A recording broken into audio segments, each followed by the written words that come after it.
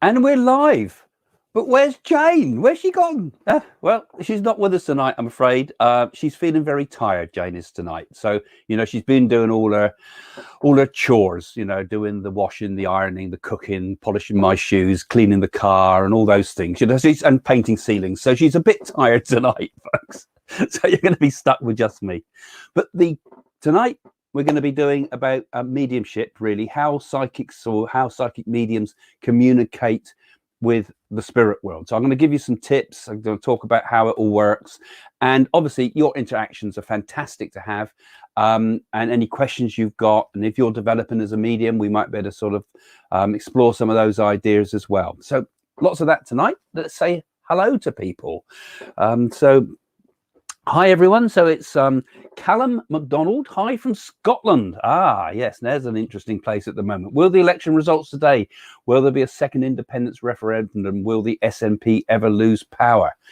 I have quoted that, actually. I have said something about that before on some of my predictions, and I felt that this is kind of their peak that's coming up. This is their peak period now. I'm seeing Scottish independence gradually being kind of watered down, and a bit of a return maybe for the Labour Party in Scotland gradually, even though they've been slaughtered lately all over the UK. But yeah, I have commented about that, and I know a lot of the nationalist Scots don't like what I say. I'm sorry, guys. I think you're going to have to stick with us. Hiya, Nana. Nice to see you again. Jane and Craig. Of course, as I said, Jane is having a rest because she's been too busy polishing my shoes and things like that. So Madge Brits, I've got to write down here today. Good evening, two beautiful souls. Yes, I am two souls tonight. It's just me. You obviously pre-prepared, didn't you, there? Your little quote tonight, before your little comment before we get live. So thanks for joining us. Thanks all for joining us. It's just me tonight, guys. Hi there, Pat, Agility Bits.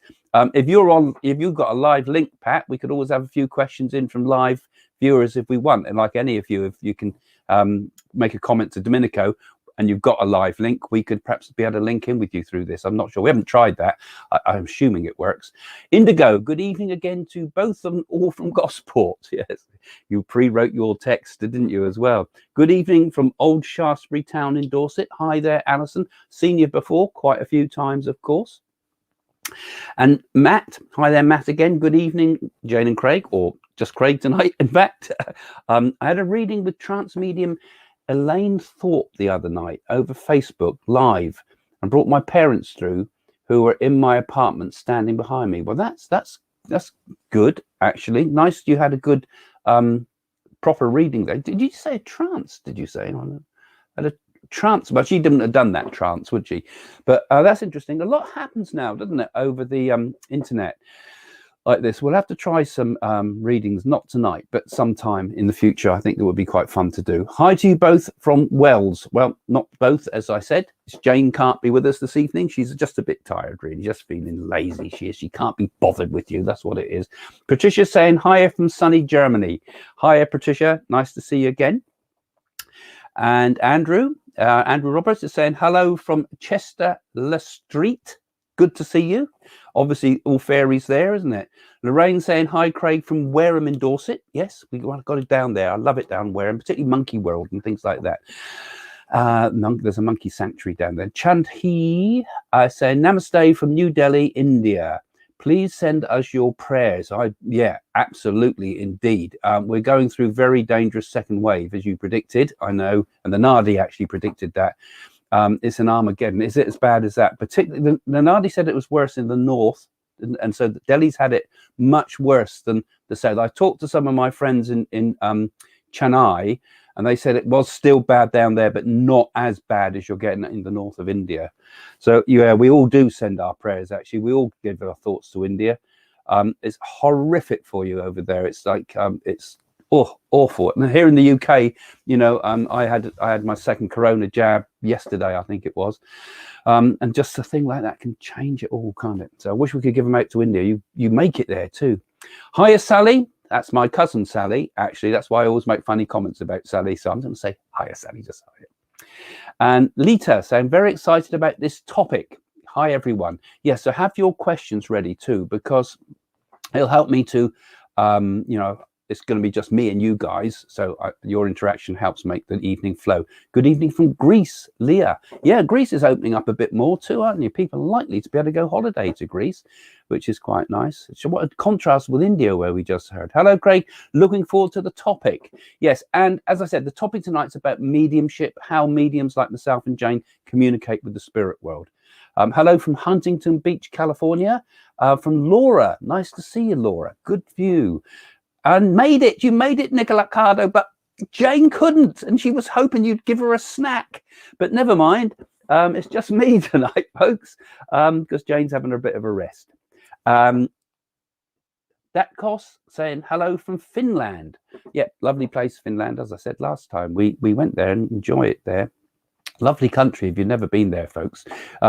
Elaine is saying hi from Gettysburg, Pennsylvania, USA. Gettysburg, yes, one of the most haunted battlefields in the world, they reckon. Ginger Tea, hi again. Hello, everyone. And Jason is again, who's with us regularly, aren't you, Jason? Yay, made it for the change. Good evening. Craig, me in Adelaide, yes, in the middle of the first thing in the morning there in Adelaide, of course, you know. Sorry you missed Jane tonight, Jason. And Anne is saying hi from Oslo in Norway, of course. Nice to see you, folks. And our topic is going to be mediumship. Evening from North Wales, Johnny is saying there. A good evening from North Wales. So we've got you all over the place, right close at home and miles away. Callie is saying, my brother died in my house and he wanted me to look after him, and I saw spirit. Okay, we can talk about some of those things this evening, about how we see spirit, how we sense spirit, objective clairvoyance and subjective clairvoyance. Nana's saying, are you and Jane actually twin souls? Just a thought that I got. Yeah, well, I suppose we are. We're kind of linked, aren't we? I don't know if I really understand the word of ideas of twin souls, but I think when people are, we're all twin souls. The whole world is one soul, actually. Everybody, the whole of existence is one soul, ultimately, behind it all. So interesting, says Kimberly. Kimberly, I haven't got my glasses on here. Glad I found your channel from Michigan. Oh, well, that'll be nice. First time here then, eh? That's good. And I'm glad that those that aren't coming back as well, because there's so many topics we do here, not just clairvoyance, a lot of ones I've got planned, new ones coming up, and some raps with, and some, we're just talking to Dominica about doing some new stuff too. Hi from India, pray for us, indeed. It's horrible there, and hopefully it will clear soon in India. You're past the worst, I hope. Karina, good evening from Finland. So more from Finland. That's nice to see. Hello from Dallas, Texas, from Amber. Well, thanks for all joining us. It's just me tonight, I'm afraid. Good afternoon from Middle Tennessee, from Rennie. Hi there, Rennie. And Lola is saying hi from Swindon, which is quite a contrast, isn't it? Swindon to all these exotic places, and me here in Eastleigh too. And hello there from Switzerland. Oh, that's nice. Best wishes to Jane. Yes, she's just having a rest. Nothing wrong, but she's just, you know, just tired tonight, and that's fair enough. Hello, Mr. Paraswaran. Noop. Hi, that's my spiritual name. That's all very close to it, which they gave me through the Nadis, and the people call me when I'm in India. So today's topic, guys, is how psychic mediums talk with the dead. Well, I suppose anybody can talk to the dead, can't they? I suppose it's getting them to talk back's the important thing, I suppose, isn't it, really? So I think I'm going to talk to you a little bit about that, and we'll take some questions later on. But I'll tell you a few of the main ways that mediums, people like me, communicate with the dead, and the kind of we'll start off by just telling you a few things about it. You can always read my books about it, of course. So, you know, I've got the book Psychic School, which is a good one, and the Psychic Workshop, and there's Psychic Protection, and there's various books I've written about it. But first of all, mediumship, you know, talking to the dead is mediumship, you know, and this is different to what you would call a psychic, because psychic work is more about helping people with, you know, your life problems, giving advice, giving guidance, giving insights into the path ahead, seeing the future, those type of things. They're all kind of in the psychic realm, right? And a lot of mediums also are psychic. So, you know, I have that as a foundation gift. as it were. You know, all of these are kind of called the gifts of spirit, because there's many gifts of spirit, as it were. You know, there's clairvoyance, there's psychometry, there's clear seeing, there's remote viewing, there's seeing the future. There's all sorts of gifts, we could call them. But mediumship is different to the others in that mediumship is the ability to communicate with the spirit world. So a psychic person can't communicate with the spirit world. A medium can be a psychic, because a medium can see the future, the medium can do this, that, and the other, you know, all the sort of psychic things. But a psychic as such doesn't have the mediumistic ability. So in a way, mediumship's a kind of a step up in some respects. And then the step up from that is someone that's on a very, very high spiritual level, on the guru levels, as it were, who can do all these other city gifts, as it were. But that's another question. But so mediumship is different to psychic in that mediums communicate with the spirit world. Now, a person that's psychic might have, for example, a bit of telepathic ability. So, you know, there's not a big leap between the two. You know, it's not like a division that's sort of cut off, because some people are on the edge, as it were. So you, for example, watching, might have had telepathic experiences. Now, these would be classed as psychic. So we get telepathic experiences between us, like when we know when the phone's going to ring, for example, we might have picked a telepathic message up with the person that's calling, or when two people get on really well with each other, you know, you might share thoughts, or if they get on badly, you might pick up the negative vibes as well. So we get these times when we share like mind-to-mind communication and thoughts between ourselves.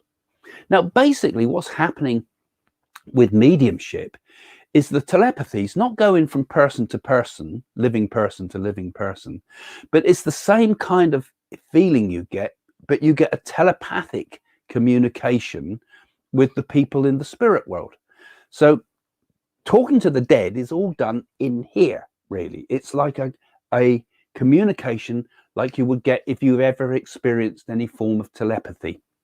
And you know what it's like if you've had a telepathic experience, and I think most people have had some form of telepathic experience where you just get a feeling what someone's thinking and things like that, or pick up a word, or pick up a thought, or pick up if someone's in danger and things. It's all in bits, isn't it? Most of the time you don't get it like a voice speaking to you. You get a feeling of things. You might hear words sometimes, but you get this kind of inner sort of knowing. And in many respects, communicating with the spirit world's a bit like that. And a medium has to distinguish and build that process of connection over a lifetime, really. At first, you know, when you're first working in a circle to develop, you'll get bits and pieces, you know, and you'll get odd bits, and you might get a few really accurate things and then a load of rubbish, you know. But eventually you start to learn to connect to the spirit world. And you begin to realize also that communicating with the spirit is not quite the same as communicating in a person in this world, because it's a blending of thoughts. The spirit world actually bring their vibration down to me, and I have to try to bring my vibration up to them, and somehow the two energies kind of get to a point where they can just about resonate with each other. So what they're doing is they're planting thoughts into my mind, or the medium's mind. So I get a feeling about something. And when a thought comes into your mind, you think of any thought that you have, other thoughts get connected to it, don't they? So the spirit world might drop a thought into my consciousness, and I might add something to it, you know, and spoil it. Or I might add something to it and connect it with something like a memory. So I might see a spirit person talking to me, and it reminds me of someone I know. And actually, by the fact that it reminds me of someone I know might mean that that's the name of the person, or that's the personality of the person that's communicating. I get memories being connected to a thought that's been fed to me. All right. I thought I was going to try to make this simple, but that sounds complicated the way I'm saying it. But basically, it's all internal, right? So I'm blending my thoughts with the spirit world's thoughts, and the medium's mind is also included. And this is why some mediums, if they're not a clear channel, may let their mind get too involved and start putting their own preconceptions to to a thing, or might start moving the message in ways that they're thinking about it. So in a way, when you do mediumistic stuff, you've got to be really awake, really aware, and yet at the same time really passive in some ways. You know, you've got to allow that blending to happen.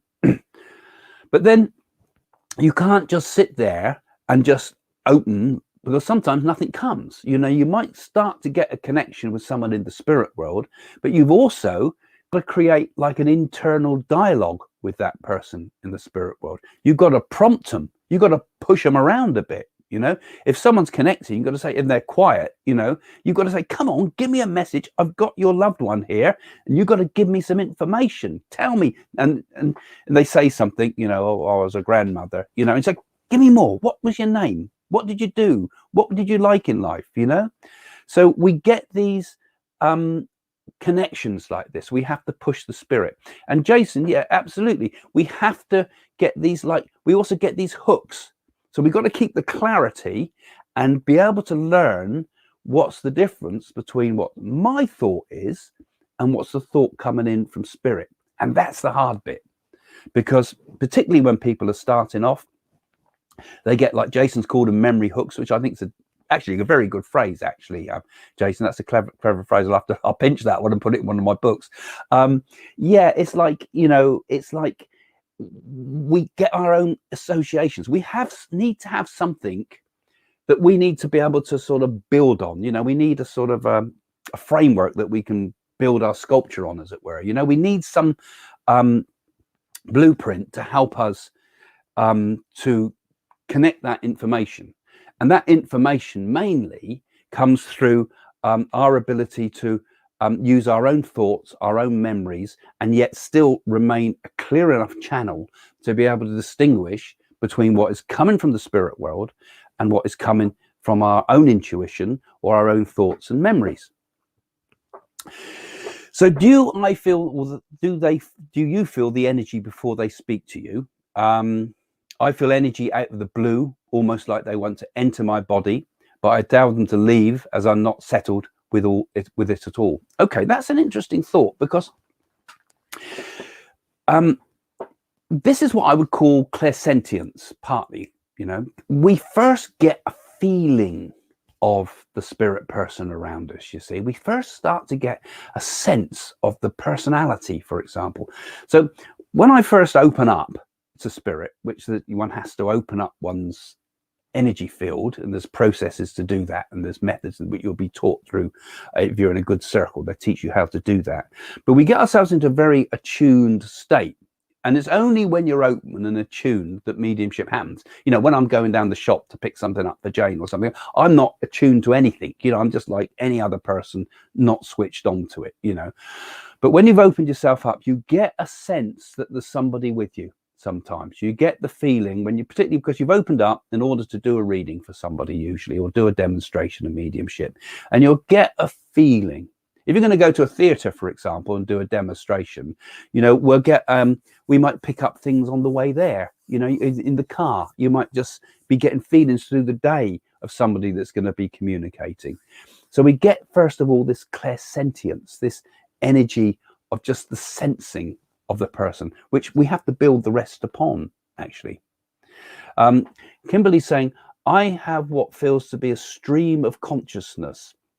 It's always associated with a message for someone, and when it's over, I rarely remember what was said. Okay, that's quite interesting too, because this often comes with mediumship. Particularly, I teach people when they're learning, particularly, okay, yeah, that's right. Yeah, I thought you said some more there. I thought it was flash. Yeah, we get when I'm teaching people mediumship, I try to teach them to allow their mind to flow, to become very fluid, particularly in the early stages of mediumship. Later on, you have to kind of channel that, like I was kind of been describing about being able to distinguish between your thoughts and other thoughts. But if you can get into a flow of consciousness like that, it's a very good way to start off with getting messages from someone, because it comes often through that stream of consciousness, like you've described it, which is very different. You know, like when a medium meditates, as it were, it's very different to what happens when we do meditation in yoga or something like that. Most meditation is about focusing the mind, about keeping the concentration fixed and helping one to attune with the higher awareness and awaken your consciousness. Mediumship has that as well, but it also includes this kind of flow of just letting thoughts come into your mind and letting oneself become very fluid, you know, because with mediumship, a large part of the biggest enemy is your own rational mind. You know, I expect, you know, the others there, obviously some of you are developing your mediumship or are mediums or developed. You'll find that often, it's like we talked about memory hooks that Jason said there, you know, often we kind of change things, you know, and we have to get this intuitive mind and allow what the first thought we get is right. This is the hard bit to do, because we're taught to think about things and question things, and our natural state, particularly in the world today, is to be quite rational, you know, and not to allow ourselves to throw ourselves into any old thing that comes to mind. But with mediumship, you more or less have to reverse that, and you have to sort of go with whatever the first thought comes to you. And this is what I do when I teach people mediumship, for example. I get them working, and first thing people do if you try to teach them mediumship is they clam up, right? Because obviously, naturally, it's difficult. You worry, you know. So I said, right, put all any embarrassment aside. Don't worry about if you look an idiot, because we're all here to help you. But just say whatever comes to mind. First thoughts. And then they'll say a first thought, and I say, now, next thought, go on, anything, what comes to mind? Next thought, what's their name? Quick, now, you know, and you push them, right? And that way, it kind of helps us to get that rational mind pushed aside for a little while. So this natural, intuitive knowing can get a chance to speak through you. So it's very difficult, particularly at first, because you're doing things in a kind of a different way to what you're used to thinking. So what's the difference in channeling and mediumship?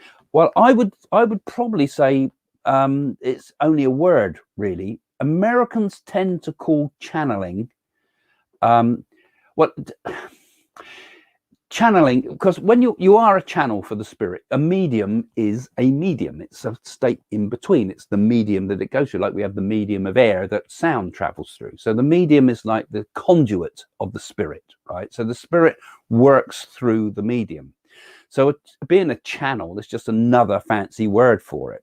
But usually that channeling is often more associated with the sort of trance mediumship, which is also a whole new different type of mediumship. So for example, I've been describing here what you would call mental mediumship. You know, it goes through the mind. Now that mental mediumship can also be intuitively seen within oneself. Some mediums will objectify it and see it outside of themselves, so their mental mediumship is seen as a projection. Some forms of mediumship produce a figure in the room. So, you know, you get people like Gordon Higginson, a great medium from spiritualism, who would produce ectoplasm and it would build up in the room and everybody could see the spirit. Some, like Leslie Flint, for example, would produce a physical voice that everybody could hear around him. A voice would just appear in the seance room. And then there's others that we call trance mediums, and this is where it comes close to what I would call the channeling. You know, it's like a trance. The spirit speaks directly through the medium. The medium goes into a very relaxed state, and instead of just, like I said, first thought that comes, they put their mind in the background, go into a sort of kind of like a hypnotic state. It's slightly different to that, and they just allow the spirit to talk through them. And channeling tries to do the same. But the only problem I worry with that channeling and with trance mediumship is it needs to have proofs in it and not just people talking their philosophy as such. Okay, that was the same question there. So that's kind of a lot of questions today, of difficult ones actually. It could take whole videos to talk about, but that's kind of one of the distinctions. Craig, what determines who helps a past loved one through the heavenly school? A psychic told me my brother was guiding my mother. I wondered whether my father was. What determined who does it? Well, I can't answer what that psychic said to you there, Lita. We're talking now about the next world, what happens in the next world and who guides us. The next world, we are guided by all those people who love us first and foremost. We're gathered that love attracts, and in the spirit world, those that love each other, wherever there's love, whatever form that love might be, it would attract, and the people would come together. And also, of course, in the spirit world, there are beings there who have evolved to a higher level and don't need to incarnate again on the earth, or have been a long period in the spirit world before they need to incarnate. And they often will become like the guides and helpers, because with mediumships, when we communicate with the spirit world, I'm sure most of you have heard about this idea that mediums talk about, that we have spirit guides, you know.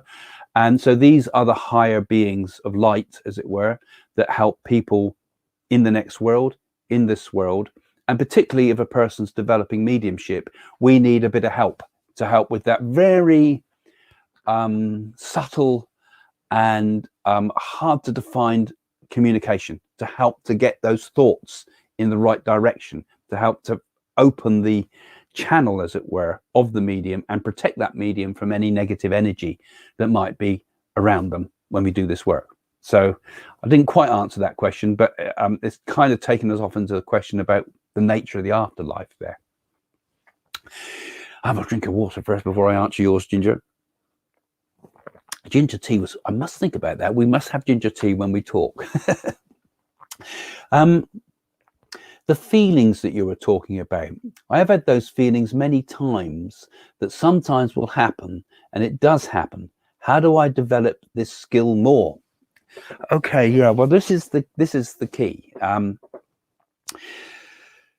Mediumship will start, like you say there, Ginger Tea, as a kind of just a feeling about it, you know, like supposing you've lost someone, your mother is in the spirit world or something, you'll get a sense of them around you.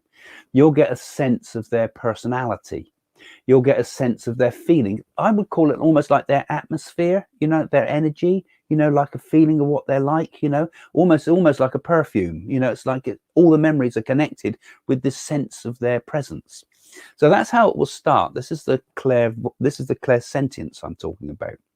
Now, a medium will be able to build on that and feel more than just the clairsentience, because through that clairsentience we start to get feelings. For example, if we're giving a message, some of the first feelings we get will be on our body. They'll tell us how they passed, you know. So I might feel it in my heart, or I might feel it in my lungs, or my throat, or my kidneys, or my back, or crushed pain or something, or whatever. However the spirit person passed, we will get that in the same way you get that feeling of the person's character and energy.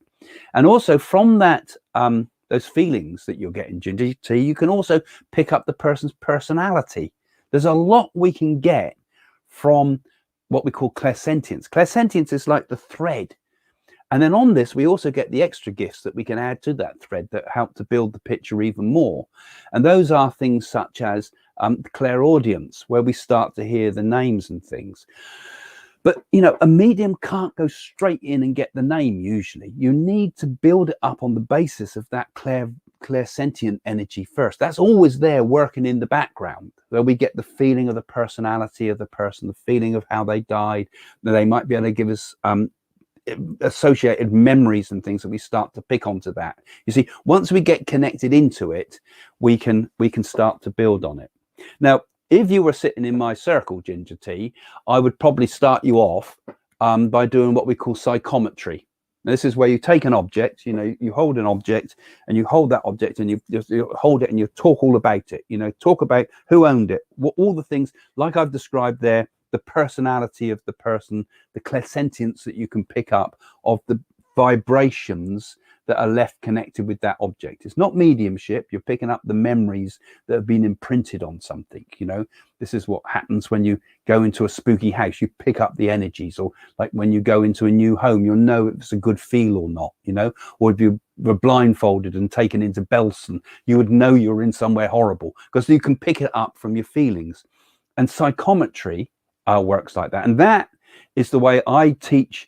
I've taught pupils over the years when I've taught mediumship, that you develop first this sensing, you know, this clairsentience, which is we can get through practicing psychometry. So people will bring things along. They might bring their mother's brooch, or they might have brought something of their own, or that if they know the history of it, but you don't know anything about it, and you hold an object and you talk about it, they can start to confirm and prove to you that what you're getting is right, you see.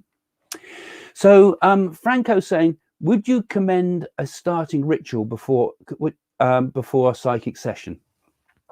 Well, I don't necessarily think it's needed. A lot of spiritualists like to do a prayer beforehand, and if they're from that sort of background, then fine, you know. Some like to do a more intricate ritual, you know. I mean, there's been people like Deanne Fortune who used to do things like that, and those type of things, they're fine, you know. They're good energy, you know. I mean, a prayer's a good energy, a good ritual's a good energy, a mantra, you know. I used to start my circles off with OMs, but the problem is people were always a little bit embarrassed about going on, you know. But eventually they started to get into it and realize that that lifts the energy tremendously as well. And a lot of the early spiritualists, what they would do, Franco, is they'd sing hymns, you know.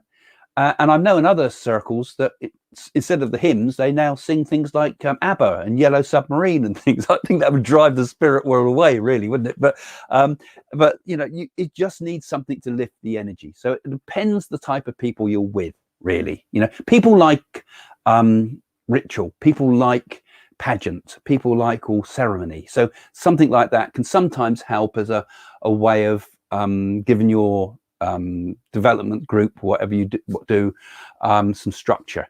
But it's not essential. These are things based on belief rather than based on necessity.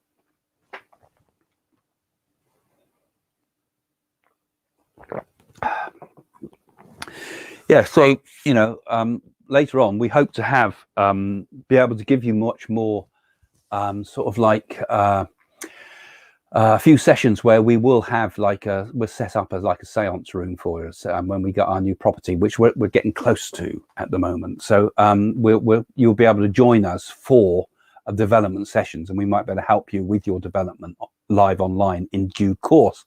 Not yet, on its way. So Be Light is saying, what do you think about the buzzing in one ear, either left or right, and at different times? Well, I know some people talk about that as a possible way of picking up on one level the spirit world. I don't think it's a reliable method, really. I mean, it's like Macbeth's by the pricking of my thumb, something wicked this way comes, you know, bodily sensations to suggest that you're picking up something clairvoyant, you know. I think there are techniques that one use for getting attuned with the higher levels of consciousness by listening to the inner ear and listening to the inner sounds. I mean, these are fascinating things that are done very early in the morning and can be practiced. And when you practice these things, you will hear all sorts of incredible sounds coming from, first of all, the nerves of the ear, and then things deep within. So from my experience working with yogis and things and doing those type of things and being taught those things, I know that the ears are capable of producing all sorts of interesting resonances that you would never believe were possible. But I don't think it's a means, really, really a means for spirit communication. You know, you have to do the route that I've described, really. You have to attune your mind to the spirit world. You have to learn to bring your energy up to theirs and then open your mind and then listen to the intuition and then build upon those intuitive feelings that you get. There's no quick routes. There's no method either, really, ultimately, because everybody's a bit different. So we're going to approach it in different ways. And not everybody can be a medium either. Obviously not. You know, you're born with it, and then you have to develop it. So Caroline's saying, is telekinesis a part of spiritual, or is it scientific, and why, and what is it for? Well, telekinesis, PK, isn't it? We're talking about here. We're talking about psychokinesis, aren't we? With the same, it's the same word. So it's like being able to move an object, for example, or bend a spoon, like Uri Geller can do. And I would say that is much more linked to the material than it is to what you could call the spiritual, because I think it's coming from the body's the energy that drives the body. It's like the electrical field, or rather it's not electrical, it's like the life force field, the pranic field of the human body has the capability of being able to project itself. So poltergeist activity, for example, is projected energy from the own person. Often you'll read about poltergeist activity, and you'll read that it often comes around people during adolescence and puberty, you know, because their energy is so high and so stressed out, whether it's changing so much, that energy can sometimes be projected and can sometimes even move objects or bend objects or whatever. So I think it's on, and also that same energy is used when people try to communicate with through a Ouija board, for example. Now, that is not a good way to communicate with the spirit world, because you're using a very low form of energy. You're using a very, you know, the energy is low, and the spirit world has to come down from a high level. So what you pick up is, you know, low energy things sink: anger, hatred, jealousy, nastiness, all those things are low energy levels. So on a Ouija board, you're going to pick up the very worst of things on the spirit side.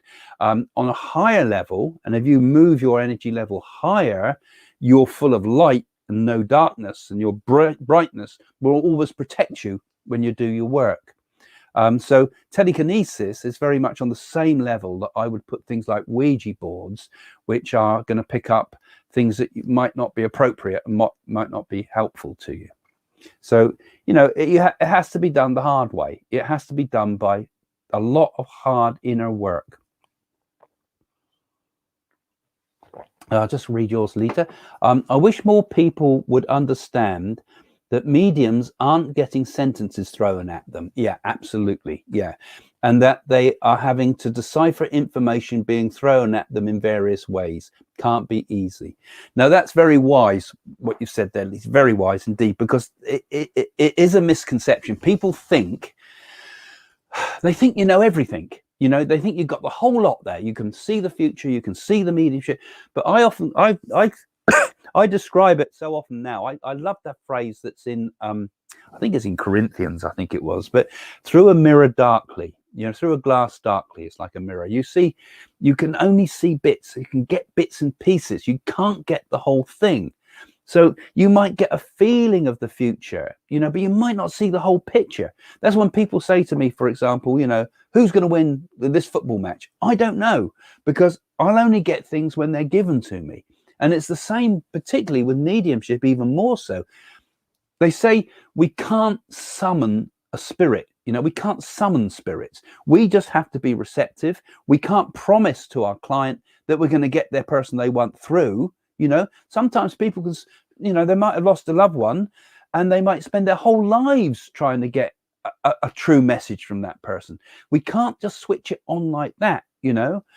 And although we're mediums, you know, this is where the skeptics come in and say, oh, well, if you're in touch with the spirit world and you're communicating with them, you should be able to give me this fact, this fact, this fact, this fact. It don't work like that. You know, I wish it would, but because we get in it, because, you know, I think from what I've described before about the way it kind of works internally, it's very subtle, and your own mind's there as well. And somehow we've got to connect with this message has been given to us from the spirit world. That's a thought, you know, it's not a phrase or a sentence, it's a thought. And we got to decipher that and understand if it's a word, a name, if it's a picture, if it's an image, if it's a memory, if it's a warning, you know, what is the spirit world trying to tell us? And the more we try to mess with it, the more our own thoughts get in. So it's a terribly difficult process. The fact that spirit world can get any information through at all is an absolute miracle. But when they're able to give you something that is a really solid fact and something that nobody could possibly know, then we should be grateful that we have had really good, solid proof. But like you say, Lita, I agree with you entirely. People don't understand. There's a lot of ignorance out there, and a lot of the ignorance is propagated by television and the rest of it, where they'll film a medium. Well, I won't go on about all the bad ones, but there's a lot of stuff that's not right, you know, and it's not helping public understanding of what mediumship's all about. You know, it's a very subtle and it's a very difficult task being able to give mediumship. Naturally Nice says, is there a connection to light bulb? Funny you just said that. I just heard a click behind me actually coming from my room behind. I thought, I wonder what that is. Is the light bulb gone? And now you said here, is there a connection to light bulbs flickering or going out and the presence of spirit? It spooks me out sometimes. Well, we get power surges all the time, particularly at night when people turn all their kettles on at a certain time. That'll put pressure on the grid, and then other times when there's more power than we need, we can blow light bulbs because there's an upsurge in power and so forth. So it's an unreliable way of communicating with the spirit world if we start looking at flickering lights. You know, as I said that, I heard a click behind me, and sometimes when I sit in this is where I meditate, in the room behind me there, you see. Sometimes in that room I'll sit there meditating and there'll be all clicks and bangs going on around the room, and I go, what the hell's that coming from, you know? And so it shouldn't freak you out though, because it's just energy around you. Sometimes it's your own energy, and sometimes it's the spirit world giving you energy. And I would have thought a candle flickering would probably be more interesting, but then of course you're going to have wind around and things like that, you know. I think the spirit world have a hard enough trouble connecting their thoughts with our thoughts, and you think how hard it is to use a thought to move an object. While we were talking about telekinesis, so for spirit to be able to move objects around us, it takes a tremendous amount of their power to do that, and it would take a huge amount of energy even to make a light bulb flicker. Far easier if they can connect to us through our thoughts and through our feelings, and we shouldn't fear it, because these are just people we love. And if you're doing it and wanting to connect with a good heart, you won't come to any harm. You know, it's only if you start trying to do stupid stuff, or you've got major, you know, very serious mental problems, that you'll attract negative stuff. And even then it takes some doing. You have to just open your heart. And I think, you know, all of us, I say only a few people are born mediums. You know, I think it's 1 in a million are a medium maybe, and 1 in 100 maybe can be psychic. But whatever the case, everybody also has a certain spiritual connectivity where they will nonetheless get mediumistic glimpses, particularly when people first die, when there's a high level of energy around for the spirit world to be able to give us a connection. And I think sometimes when we get a physical thing, like you talk about light bulbs flickering, or we get signs and things like that, I think there's a special energy around as a person first leaves the world that sometimes gives us some of these telekinesis things that we were that Jason talked about earlier and so forth. We get moments, but mediumship itself is a subtle thing, and it's best to work with your inner intuition. If you feel you're getting something, trust what you're given in your thoughts. Okay, so Nana, let's have a sip of more water. If our bodies die but our spirits live forever, then there must be dinosaurs in the spirit world. Can a medium communicate with them? Yeah, I know. That's a good one. I've often thought about that, because I wrote it in my book, What to Do When You're Dead, about that. I said that, you know, if we look at life on Earth, most of the spirit world is probably going to be filled with ammonites, you know, and sea creatures from the billions and billions of years that they were here. But I think the dinosaurs, we might be the dinosaurs ourselves, just like the birds are the remnants of the physical dinosaurs.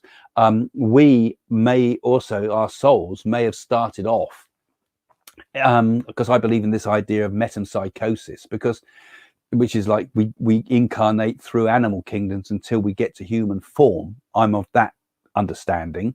I think that when people go into the spirit world, you don't stay there forever. You stay there for a period of time that's necessary for you, and then you reincarnate again in a new form, whether it be on Earth or it might be on another planet as well. But mainly you keep to the cycle of the life that you've known. So most people reincarnate again on Earth. So the dinosaurs and things would be evolving souls, and we ourselves may even be those souls. And I don't think all souls necessarily persist after death either, which is another question, because I think until a soul as it were is formed when a being becomes self-aware. And a lot of animals, like ammonites, for example, may not be self-aware beings. They're just almost like a germ. Is it self-aware? Is an ant? Is it self-aware? Where, where do we does a germ have a soul? Does a flea have a soul? As William Blake went on about, didn't he? The fact is that a soul, I think, gradually develops. There are some, and I think others fall back into a sort of collective consciousness. They fade away again.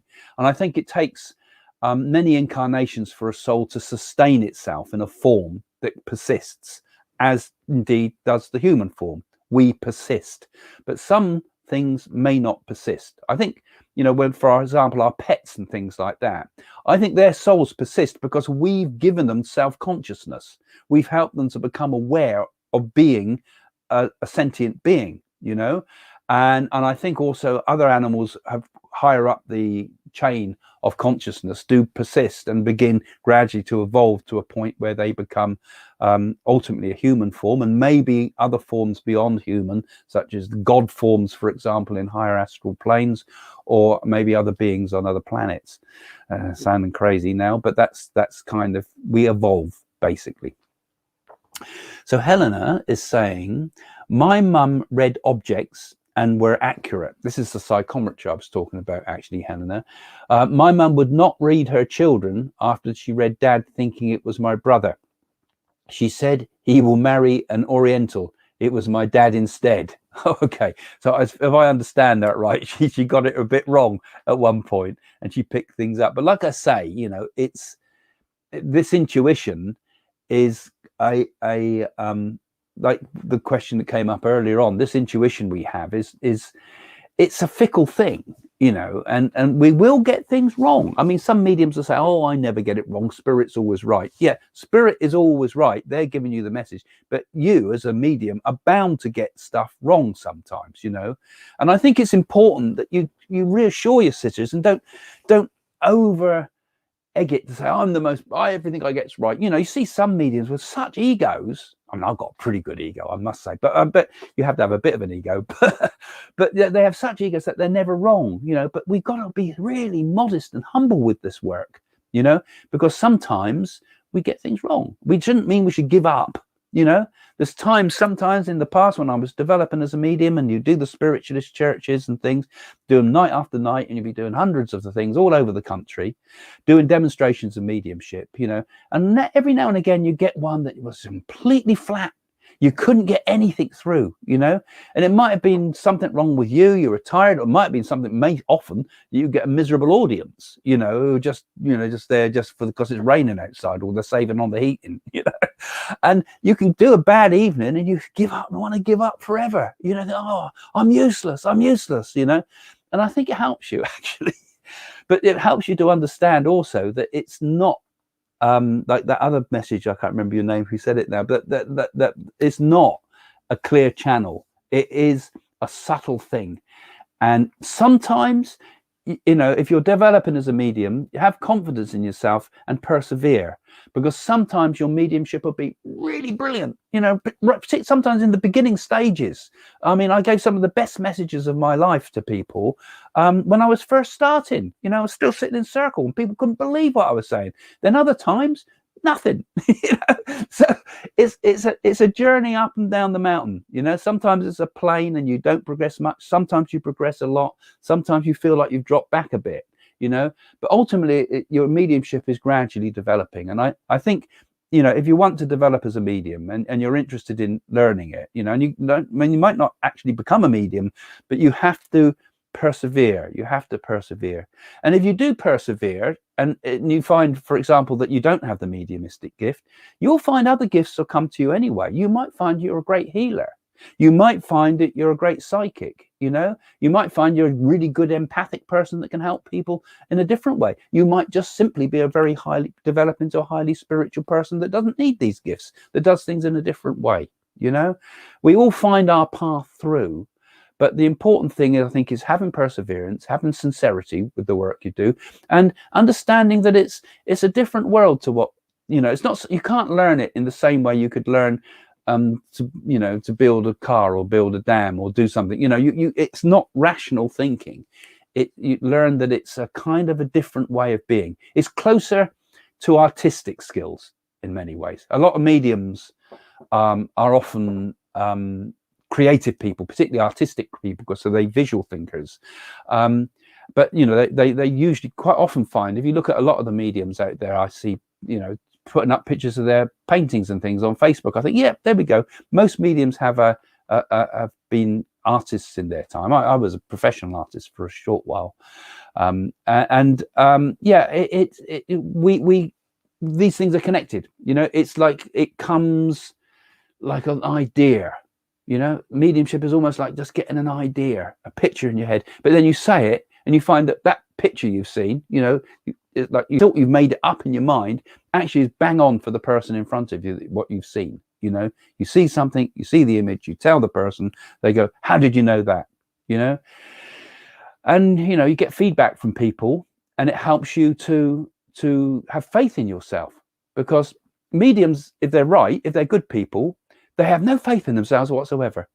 I've been on theatres, for example. We did a theatre in Scotland once, and I did it with it was a spiritualist thing. I used to write for the Scottish Daily Record, and we did a theatre up in Edinburgh, and some of the top mediums were all there. You know, there was all the top mediums from spiritualism and everything, and they had me on there at the same time with them all.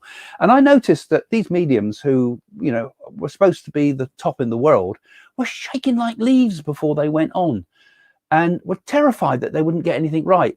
And I was rather pleased to see that, because to me that showed a certain humility, a certain understanding that, you know, the gift is not mine, the gift is given to me, and I don't know if I'm going to look a real idiot when I stand up on a platform and give a demonstration until I open my mouth, because the spirit do it. You know, we are the medium. You know, we are the conduit. You know, we are what the spirit comes through to give the message. And actually, people also transfer onto us people too as mediums. They're like Freud says, you know, that you get transference. They think, oh, you're a marvelous, wonderful person. But actually, when you've given a message from someone they love in the spirit side, it's the spirit world that do all the work. We're just the middle guy. Okay, so we've got our last questions coming up now, guys. God, the evening's gone quick. I do like listening to myself, I must admit. So the last questions for tonight. So don't forget, guys, like and share this video if you're on Facebook, because it helps us to sort of build it up. We're trying to build the momentum of the channel up now. So share it as much as you can. Tell your friends about it as well. If you do that, you share it a lot. Particularly, it helps us to spread the message out to more and more people, and we can get more and more of you subscribing to the channel and turn this into a really interesting channel, which it is, I think, already, but even more so. And particular thanks to all of you who are patrons. Now, if you want to become a patron, if you're on the YouTube channel, you can have a look in the description below, and there's a little link there where you can become a patron, which means you give a small amount every month to help support the channel. And if you're a patron, for example, this Wednesday, I'm doing a question and answers live for patrons on Zoom. So in the patron site for the second and third tier people, there you can come and join me and ask me questions live. But that's not about buying stuff and just offering a service like that, because all of this is going not just to help the channel, but it's helping us to get a center together, and it's helping us to Also do a lot of really good spiritual work in the world, which you can find out about all on our website, about the things we've tried to do. We've got a GoFundMe link too there, you see, just come up too. So we're trying to build a spiritual center. We're getting close to being able to rent some space, but we want to take it step further to follow, you know, what it said in my book, you know, Messages from the Universe, about all the things that are supposed to be destined that we're supposed to do. And it's happening. But it's you that's helping it to happen.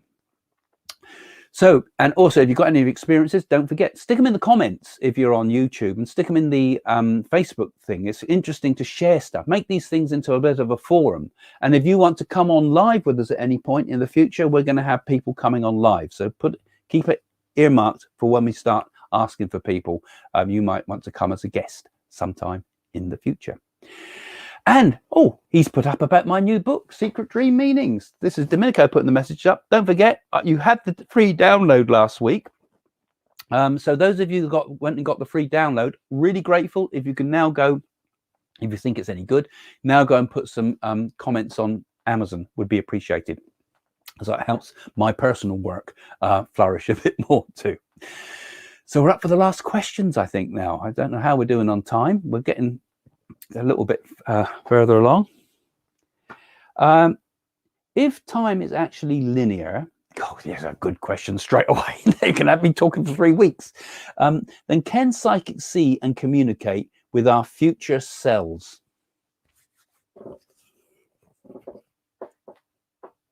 I've often wondered about that myself, and I don't know if I could answer that question, actually.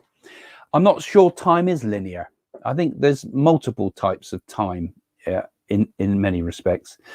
I mean, I was shaken by the fact that when I went to India and I connected with the Siddhi yogis and I connected with the nadis and things like that, you know, that they knew everything about my life and they were writing thousands of years ago, you know.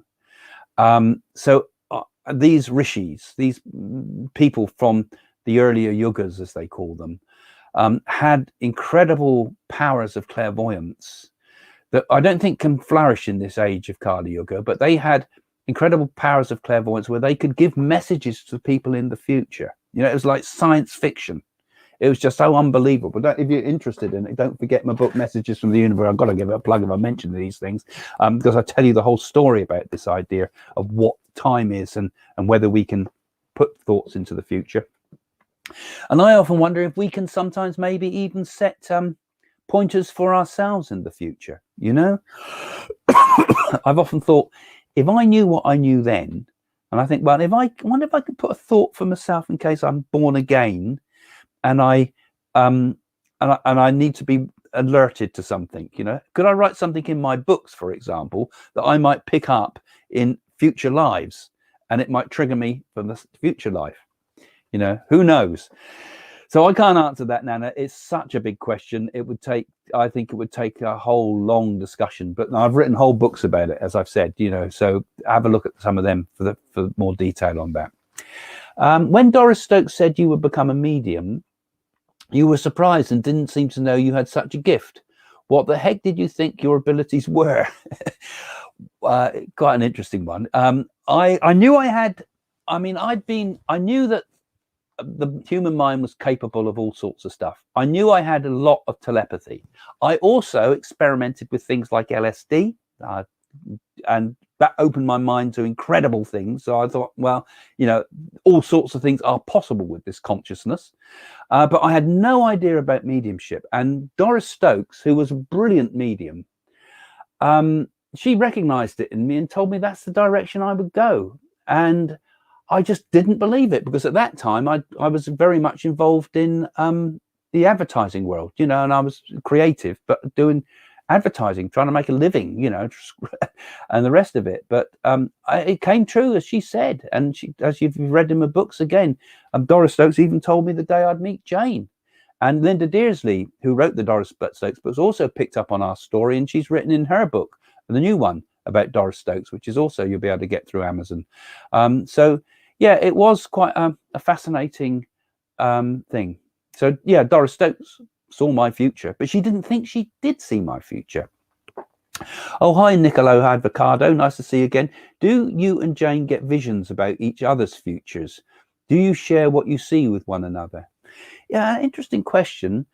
Not as much as I think you'd think, actually, because most of the things I see, and it must be the same for Jane, are usually about other people. I don't often see my own future. You know, if I want to get a message, for example, if I want to do a communication and get a message from my dad in the spirit or something, you know, I'd have to go and see another medium because I'm too close to it to be able to give myself a message. And I think because Jane and I are close to each other, our lives are so intertwined and our karmas are so intertwined that we don't, just as I can't see for myself, I don't think we can see for one another. Although sometimes, you know, sometimes Jane will say something to me and say, you know, say something that she's picked up and it makes sense.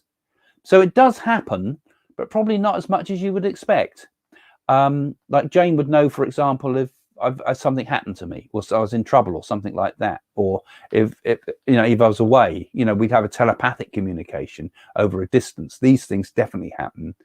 But our futures are, I think we both have a feeling about each other's future, but I think because we're so intertwined, I don't think we could. You couldn't be like visions of each other because we're on the same boat, as it were. So we're going the same direction. Oh, thank you for that, Neil. That's kind of you. That's as someone's put a YouTube booster thing for puts a little bit of money. Thank you, very, very kind of you.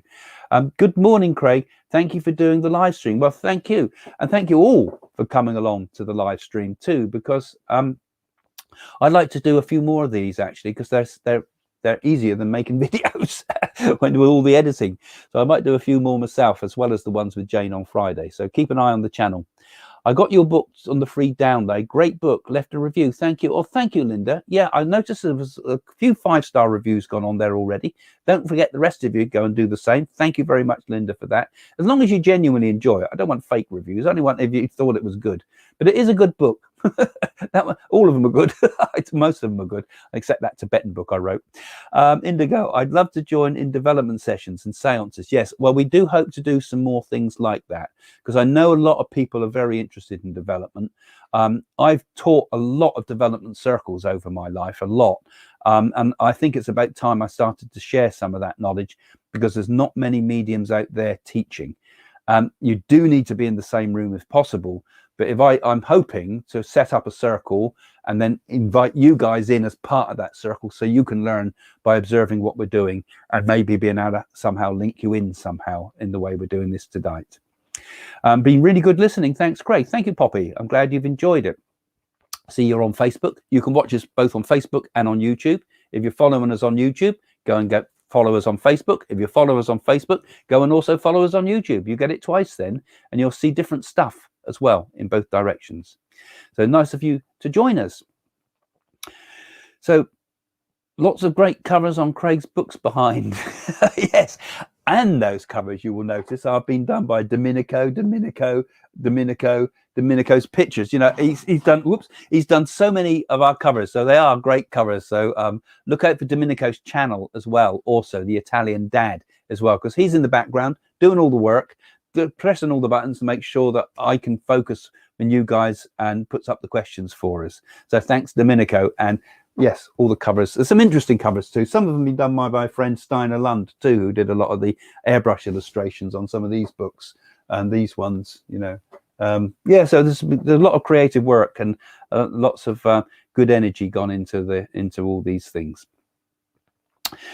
So remember the theatre. Oh, there's a message. Yes. Okay. Me and Jane are also at the theatre next week. And if you go on to the my website on the events page, you'll see the link to the theatre we're doing in Southampton at the Concord Club. It's only a small place, but I don't know if they got any places left. I think there is. So if you want to see us at the theatre, and what we're going to do, again, poor old Domenico in the background there is going to be setting up some filming of it. So we've got a few volunteers that are going to help us as well. We'd love to get a full crew in, but you can't do that, and particularly with the coronavirus, with the distancing. But we're going to have a few cameras set up, and we're going to film the audience, and hopefully it'll be a good evening, and you'll be able to watch it here on the channel. One more good reason to subscribe if you're here for the first time, if you've come to this show after we've gone live. Yes, so we look forward to seeing you all there, and you'll be able to see us giving demonstrations of mediumship, and you'll see how we differ. Jane differs from me, and I differ from Jane when we do our mediumship. Sometimes we stumble over each other when we're both on the platform too, but we hopefully between us get some very good messages for people and try to give what we call evidential proof of survival. So I think we're getting to the end, are we? But I would love to be in circle as well. I'm sure that quite a lot of you would like to. Of course, you can always come on and do my question and answer sessions on our patrons, which is in the description below. You can find it, and you're saying there's a link on the Facebook page as well if you dig for it there. So, yeah, it comes underneath the channel, I think, there. So you know, there's stuff going on there. It's not every week, but I do some for you there. So it's been great tonight, been brilliant tonight, in fact. He says thank you. Was guided to join on you tonight. You need to pull together the tribe. That's our role. Yes, true. We're being guided. We just have to go with the flow. Can you see the light overcome the dark? Of course it is.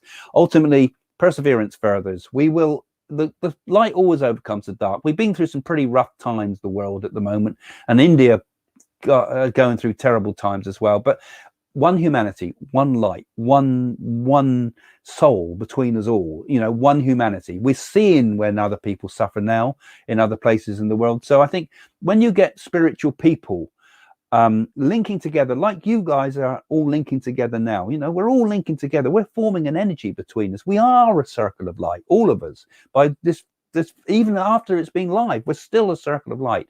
That energy helps to lift the world. It helps us all in our own way. And there's many other mediums and other gurus and psychics and teachers all out there, all helping to just lift it a little bit.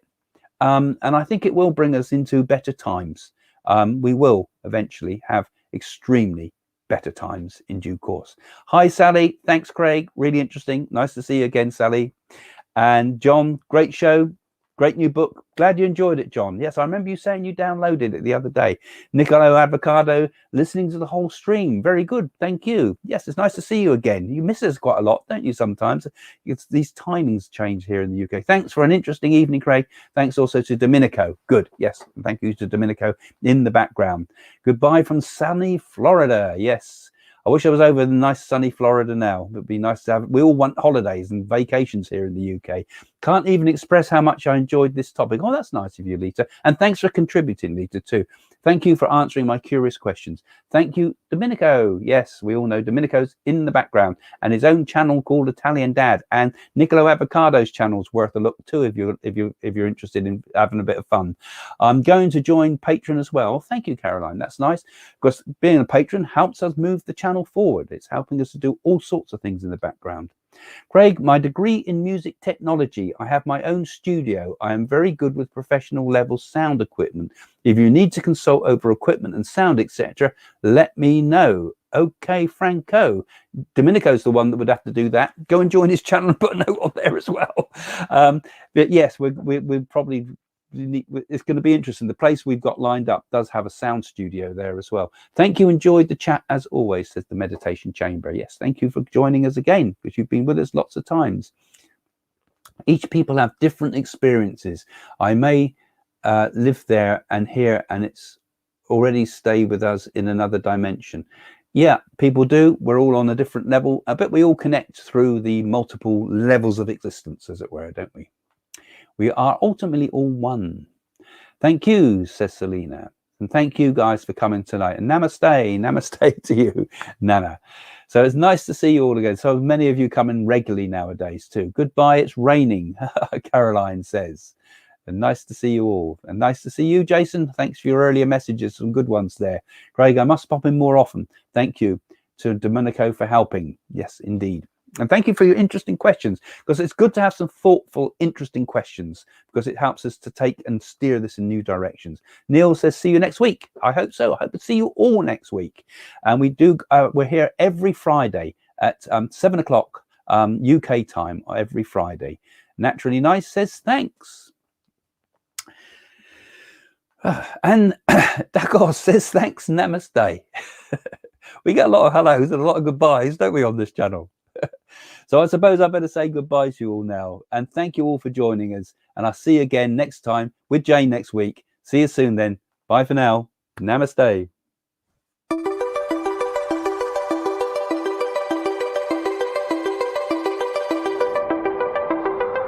Would you like to know more about the paranormal world? Craig Hamilton Parker's books are now available on Amazon. Explore the future. Discover what happens after death. Unlock the secrets of your dreams. Learn to develop your own psychic skills.